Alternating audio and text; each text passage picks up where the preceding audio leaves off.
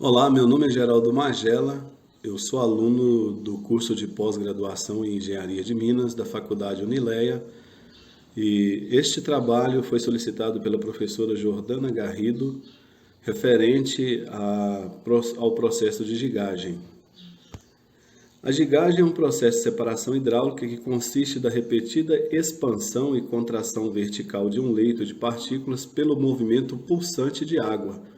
O resultado desse movimento é a estratificação do leito, onde se tem a separação dos materiais por densidade em ordem crescente do topo à base. O GIGS possui como principais vantagens a construção barata, além de operação e manutenção simples.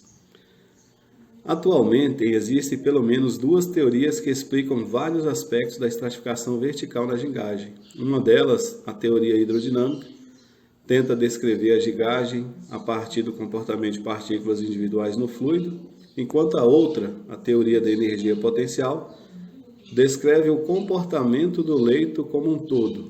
Isso foi descrito por Sampaio e Tavares em 2005. A teoria hidrodinâmica da gigagem, podemos dizer assim, a teoria hidrodinâmica clássica, considera inicialmente o movimento de uma partícula individual no leito do GIG e então relaciona ao movimento de todas as partículas em conjunto, sendo que a estratificação das partículas ocorre devido a três mecanismos: sedimentação retardada diferencial, aceleração diferencial no início da queda e consolidação intersticial das partículas durante a sucção. Falando um pouquinho da sedimentação retardada diferencial, ela é percebida quando uma partícula em sedimentação livre é acelerada em certo período pela ação da gravidade, aumentando sua velocidade até alcançar a velocidade terminal. Segundo Sampaio e Tavares ainda, quanto maior a razão de sedimentação, mais fácil é a separação das partículas por densidade, já que a razão de sedimentação corresponde ao tamanho requerido para as duas partículas apresentarem a mesma velocidade terminal. O mecanismo da sedimentação retardada diferencial não pode explicar sozinha a separação por gigagem, pois, como com as altas frequências do equipamento e as baixas amplitudes dos leitos envolvidos na gigagem, é improvável que as partículas sejam capazes de atingir a sua velocidade terminal de sedimentação. Isso foi descrito por Sampaio e Tavares também em 2005.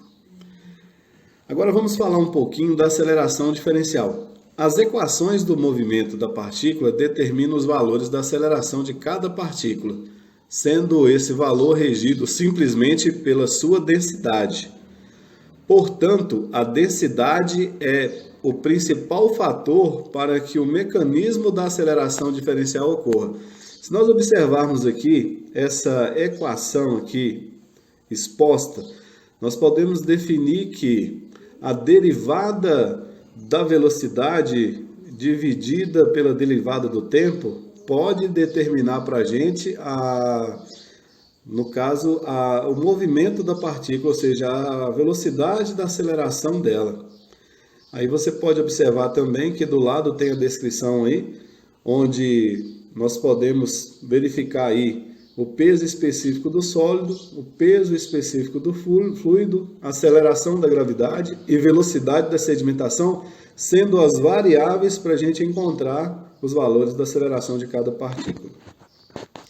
Sendo assim, se for levado em consideração apenas a aceleração diferencial, o tamanho das partículas não teria nenhuma influência na gigagem. Porém, a influência do tamanho da partícula aumenta com o tempo de sedimentação.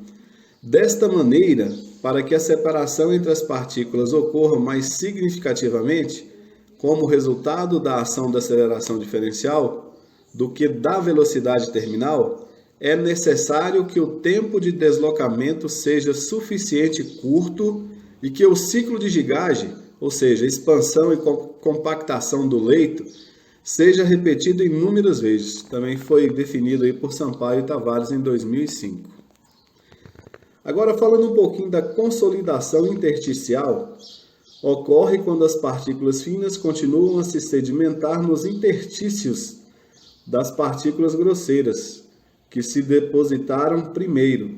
Este mecanismo foi proposto originalmente por Gaudium em 1939 e é importante na gigagem, pois explica como a recuperação de partículas finas no produto denso aumenta com uma etapa de sucção mais intensa.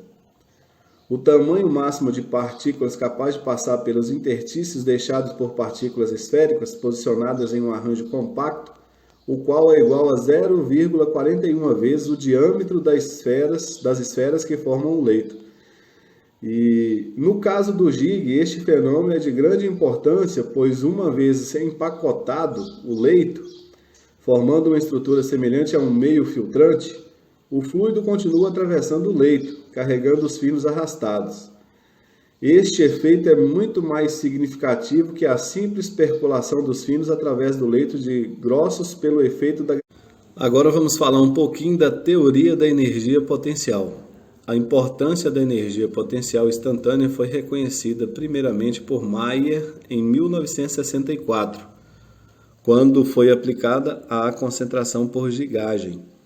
E de acordo com Burt, em 1984, a teoria da energia potencial pode ser melhor entendida considerando-se uma mistura binária e homogênea composta de partículas leves com o peso representado por GL e as partículas pesadas com o peso representado por GD, com um único centro de gravidade, o da mistura, a uma altura que corresponde à metade da altura total do leito, representado por H.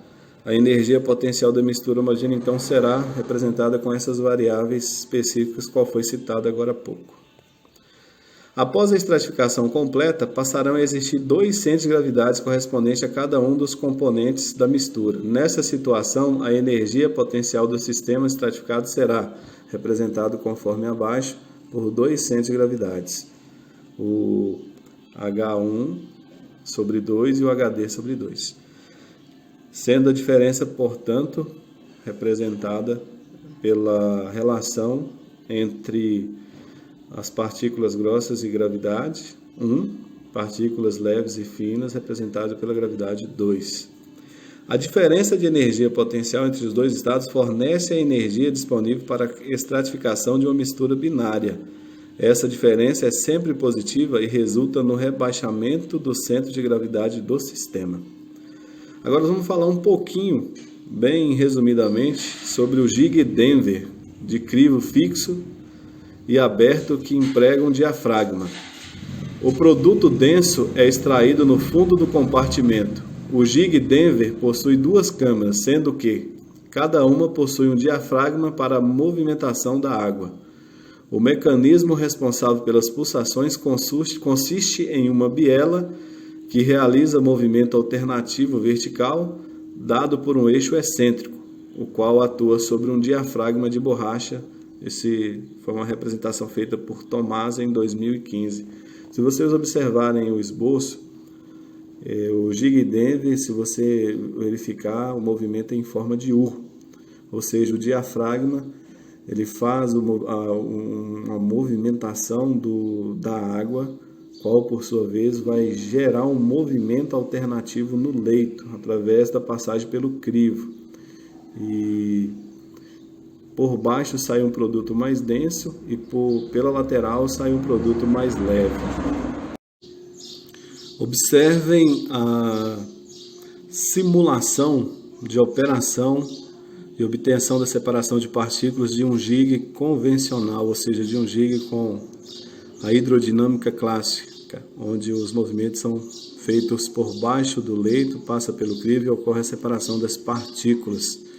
Mais adiante aqui agora no vídeo nós vamos ver agora a representação de um Gig do tipo, uma simulação de um Gig tipo Denver, onde vocês podem observar também ocorre a pulsação do leito, a separação das partículas por densidade e a movimentação do diafragma produzindo o movimento do leito na lateral.